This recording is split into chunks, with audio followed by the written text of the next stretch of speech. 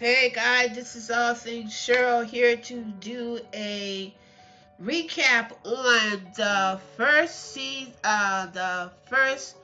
episode of season 3, Queen Sugar. We got a lot to cover because they actually hit a lot of important things. Seriously, seriously, this was a very good excellent episode. Excellent episode. And I don't even know where to begin. I will say this: they hit a lot of important things. I'm glad to see that Ava DuVernay and Oprah is definitely doing their things. So I'm gonna try to hit as much as I can. It opens up with we see Charlie, and it seems like Charlie and Micah have moved from out of the mill and moved into another neighborhood. And Charlie is basically doing her morning run, and Micah is basically getting ready to go to school. And apparently, Micah has about a year and a half before he get ready to go to college. So, of course, Charlie is basically all excited at the fact that her son is about a year and a half away from becoming a college grad. Then we go over to Nova, and we see that Nova is basically sitting around a bunch of white women, and they are talking about Nova due to the fact that they want her to be the voice of women, I guess women, but I have an issue. I have an issue with that. Number one, writers, y'all hitting it, but I have an issue with that. And one of the issues is that they want Nova to be the voice, but they don't want her to basically be as grassroots as she can. They don't want her to be her authentic self. And right there, I have an issue with it. It's a sense of control, although they want her, but they want to shape and mold her the way that they want her. They're offering her a serious six-figure advance. It is inviting. It is inviting, but when Noble was basically listening to all of their bright ideas and everything, and right away, she was excited, but then on one hand, she wasn't excited, right? I don't blame her. I don't blame her because see, we gotta watch out for people who want you, but they want you only at their cost, not at your cost. So we gotta watch out for that. It's a book deal, and it's coming out of New York. Okay, we gotta, and I'm trying to hit as much as we cover because they covered a lot. They really covered a lot. They really covered a lot. And then we see Ralph Angel and Blue. Apparently, what's going on is that since Dollar is not really there and Blue is beginning to act out, he's not listening to Ralph Angel in the sense he is, but in the sense he isn't. This is due to the fact that he is basically missing his mother. You have to excuse me, the glare, so I have to put on my other glasses. The glare. He's listening to his mom. He's listening to Ralph Angel, but really not listening. So we go back over to Charlie, and Charlie gets a text from the Boudreaux and the Landry, and she has a meeting with them. And so we see her basically coming into the office. She's looking good. She's looking nice. And she's basically, you have Jacob there, and then you have Sam. And so she's coming into the office and she says, "Okay, boys, are y'all ready to make some money, ready to sign the contract?" And so Jacob and Sam was there. And so Sam asked Jacob to kind of like, can you step out for a minute and let me have like a private conversation with Charley. And so he starts talking to Charley and telling Charley said that basically what you're looking for, what you're trying to get like 1%, because he's gonna be buying the farm, and along with that, she's getting like a 1% interest or something. I don't know what that is, but a little bit more than what he really, really wants to give her. But he's going to go ahead and due to the fact that he really want to do business with Charley. Now, I'm not feeling Sam. There's something that's really, really going on with him due to the fact that he would not let Jacob be in the same room with Charley. So it's basically who signed the contract, who's in the room, was Sam Landry and Charley. Now I'm not really feeling that because Sam is really up to something. And then Charley wasn't really feeling it either, is because when he made this statement saying that your father would be really, really proud due to the fact that, we're doing business. And this is when Charley kind of like, she was like looked all into the air, and I think her mind was churning and everything, and she was like, "Yeah, but y'all really don't know what I'm really about to do to you guys. So it ain't the fact that we're gonna be doing some dealings. Oh, we're gonna do some dealings. Oh yeah, we're gonna do some dealings." Then we go on and we find out that okay, he told Charley that her father would be proud due to the fact that they are basically Charley is getting into bed with the Boudreaux and the Landry. I don't think Dad would be approving of this at all. Now we see Nova. Apparently, Aunt B and Hollywood basically went on a vacation. And apparently, I think they might have went out of the country and everything. So basically, Nova came over to greet Aunt Vi and Charley. I mean Aunt Vi and Hollywood after coming from their vacation. So she also was excited due to the fact that she wanted her auntie to know that she's thinking about taking a book deal that these white women had offered her. So she's not quite sure, but she says she's got to, really, really look over it, and she really does have to really, really look over this.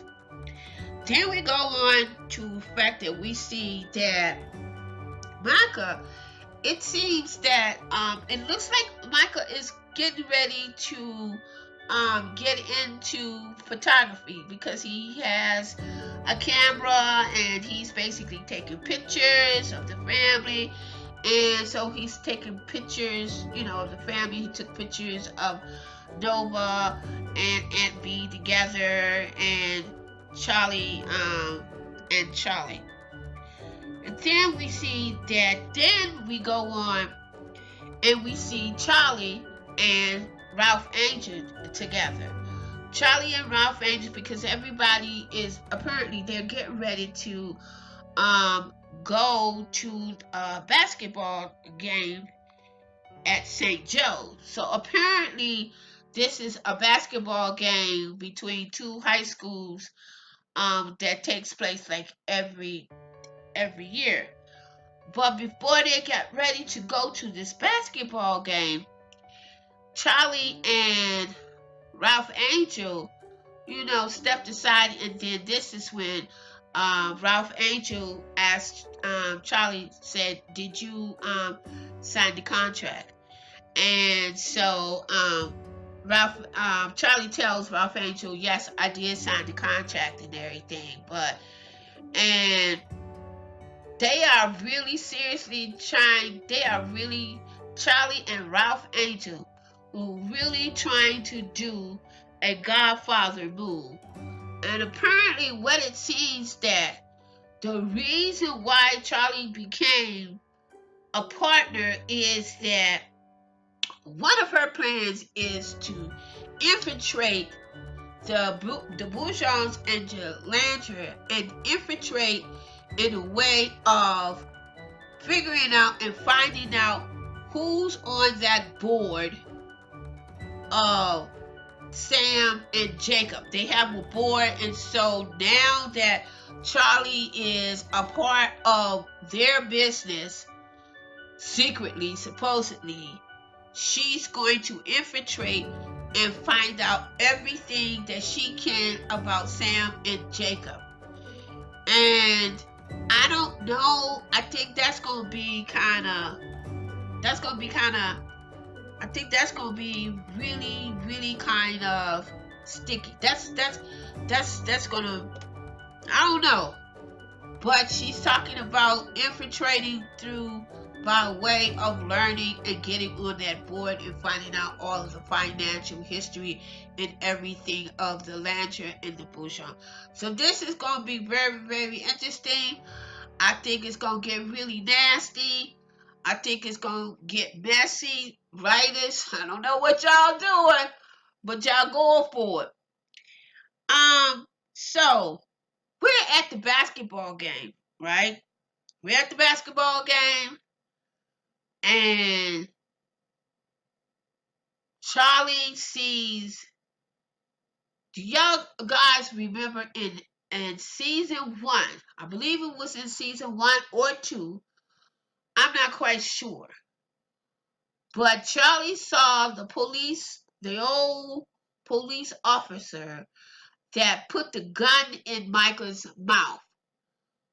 Charley saw him at the concession stand because it was timeout at the basketball game, and so everybody was basically, taking a break. And once again, Blue is basically acting up. So Aunt Vi and Charley and Nova and them were going to the concession stand, to get popcorn and sodas, and that's where Charley sees this police guy that really devastated Michael, that put the gun in Michael's mouth. And if you guys had a saw the way that she looked at that police officer, she looked like she wanted to take a gun out and just like, I mean, you should have seen that. I mean, y'all tell me what y'all think about it, because then we go on and we see that she gets a chance to basically talk to the police officer, because I guess apparently the police officer didn't remember her, didn't know who she was, and so the old police officer was with, I guess, his grandson, and so his grandson and Blue was kind of sort of interchanging, talking to each other. And Charley said, said a little bit of something to him. But she was very, very interested in the police officer. She had this nasty taste in her mouth. You know how you have this nasty taste in your mouth and you're not really feeling an individual. So, but she was not feeling this officer because she was pissed, and all of the memories came back as to what he did to her son. Right? All right. Now, we're still basically at the basketball game, and this is when, that's why I said the writers, you guys are really going for it. I mean, y'all are hitting it on the team. The basketball game had not really started, and so before the basketball game starts, they said, okay, well, we're getting ready to start the basketball game and let's stand for the national anthem. When I heard that, I was like, oh my God. No, they didn't. No, they didn't make a stand about the national anthem. All right, here's what I'm loving this right as y'all go. Oprah, you are doing your thing and you are letting people know in your own way how you feel about certain things, and so is Ava DuVernay. Now, a lot of people, y'all going to get some flack on this, but I'm loving it. So we had this little white girl comes out, she can't sing worth a daggone, and everybody was standing for the national anthem. Not everybody. So Nova didn't stand. Nova did stand. Then by the time they got halfway through the national anthem, we had these little, these high school kids coming and interrupting the national anthem and taking one knee down while they're standing, while they're trying to get this national anthem through. Not only that, after that, Micah, he's got his camera, right? And he's like, click, click, click, click, click, click. He's like taking pictures of, what's happening, what's going on, the actions. And then we see in the back, in the benches, we see a Confederate flag, a Confederate flag goes up. I was like, oh my God. No, they didn't. No, they didn't.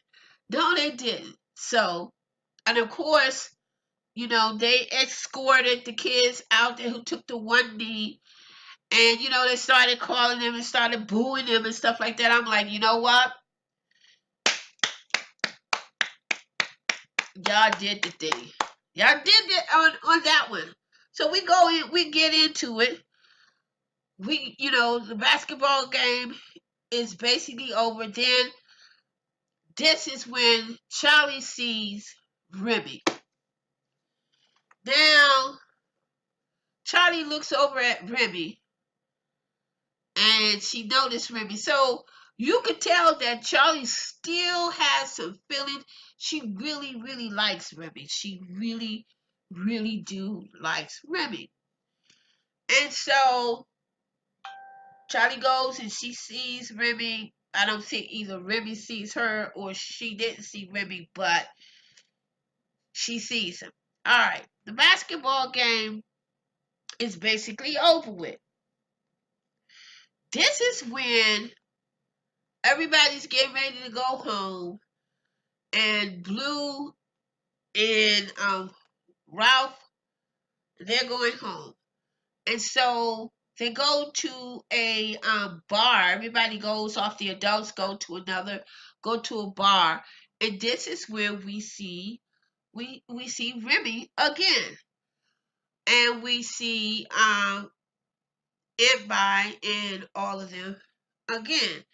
And so Remy basically is not really entertaining Charlie.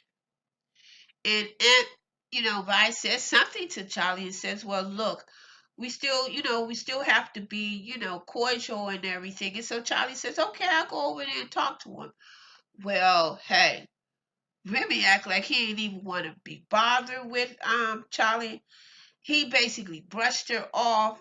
She was trying to, have a casual conversation and said that, well, we should still, try to talk to each other. And Charlie was saying, well, my aunt wants, you to come over and to join us. And so this is where Remy begins to get, you know what?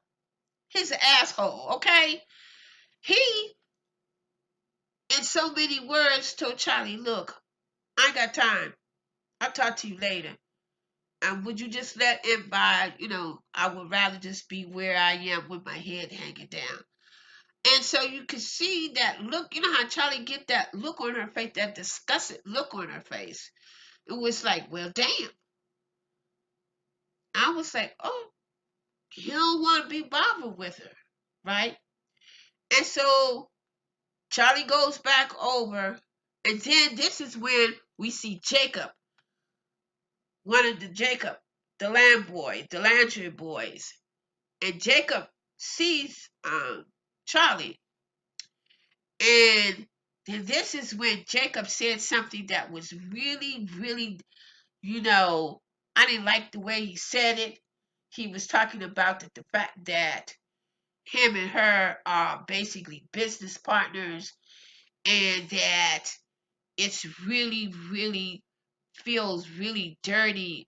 He said it was kind of, I should have wrote that down. He said it's kind of feeling like really dirty or nasty or something, knowing that you basically have a secret and you can't really tell anybody, what you're doing. And then again, Charley had that disgusted look in her face again. And at that time, we see that Remy has spotted Jacob talking to Charley. And so Remy gets that little like I see what's he gets that little like I see you. And so we go on. And so we go on to the fact that we also find out that um got the 1D and the kneeling and everything. We got that. And then we find out that Micah goes out to after the basketball game, they win and everything. So Michael tells Charley, look, I'm gonna, go hang out with, some of my friends. And everybody's telling Micah and Charley is telling Micah to be in by 12 o'clock and everything like that. So Michael sees the young kids who took to 1D when it came to the national anthem, and he tried to basically, speak to them, but the kids wasn't really paying them any attention. And so then we see Hollywood and Aunt Vi, and in their intimate, loving moment, and Aunt Vi, while they were at the basketball game, didn't want to take a hold of Hollywood's hand so she could, wouldn't fall while she in the beaches, but she didn't want to take his hand. So Hollywood felt some kind of way. He was like he wasn't feeling it. And so and Vi wasn't feeling it. And so and Vi told Hollywood that, she's gonna be okay. You don't have to, watch over me, and I'm gonna, I'm gonna be okay. And Hollywood is a man that every woman would want to have, would want to embrace. Because Hollywood basically told Aunt B, he told her, he says, that's my business. This is my business. It's always to look after you and to always be there and to always take care of you. And so that was a loving, loving moment when he made that statement. And then we go on and we see that Charley is basically sitting at home in their new place, and she's looking at a video where she sees a police being very, very brutal and very violent and beating up this police and beating up I guess it was a guy and everything. I really didn't see it that much, but I think it was a guy.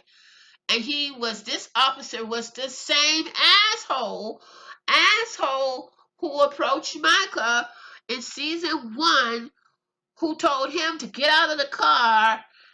And Michael had like this, he had this breakdown because of this old ass cop.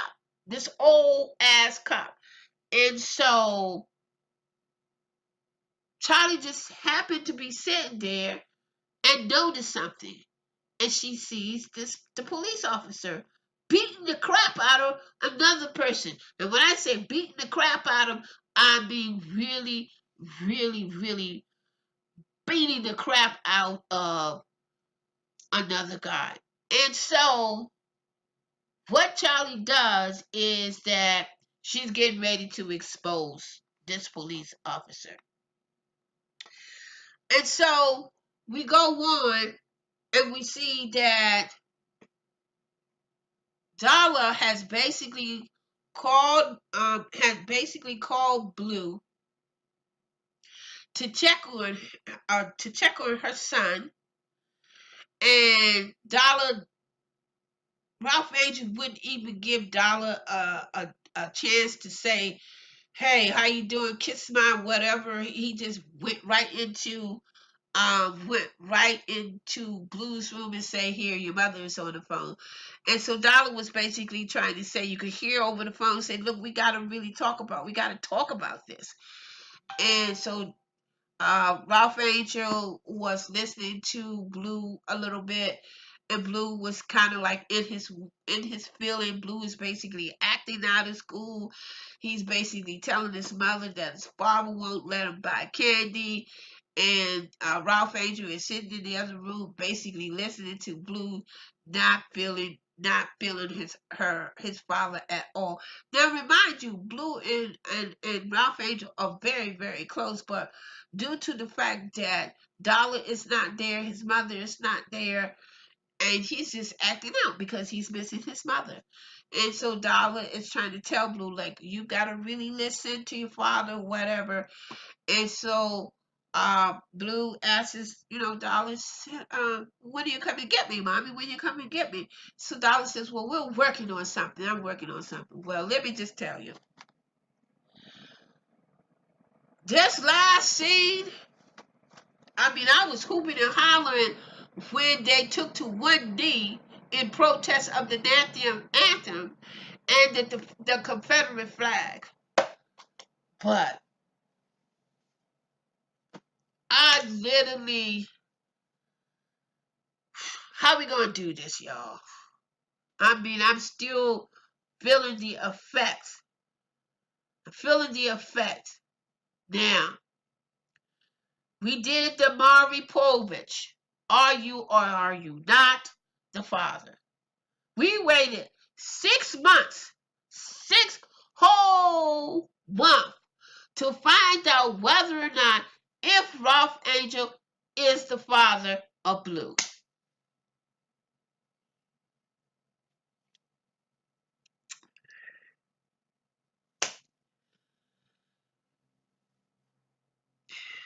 When the nurse came in and said, "Are you Ralph Angel and are you the mother?" And he said, "No, these are my sisters." And so Charley and Nova was there to give moral support.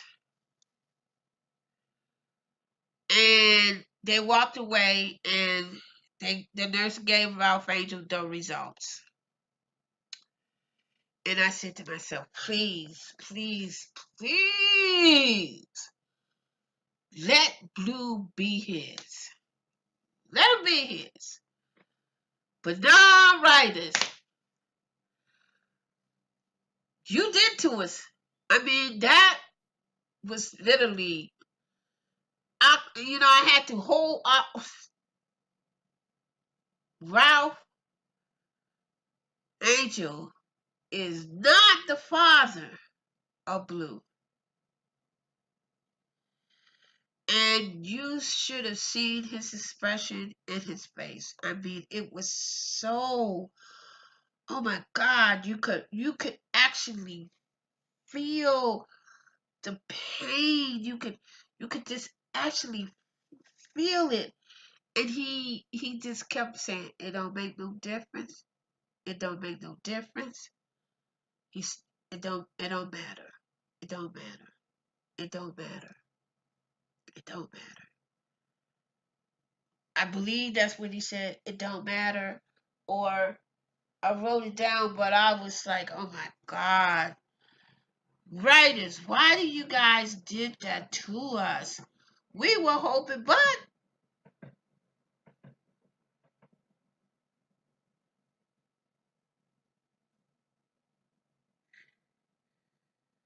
He said, he said, he did the DNA. He says it don't change a thing.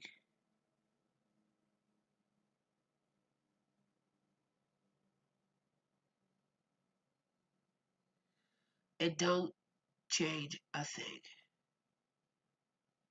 And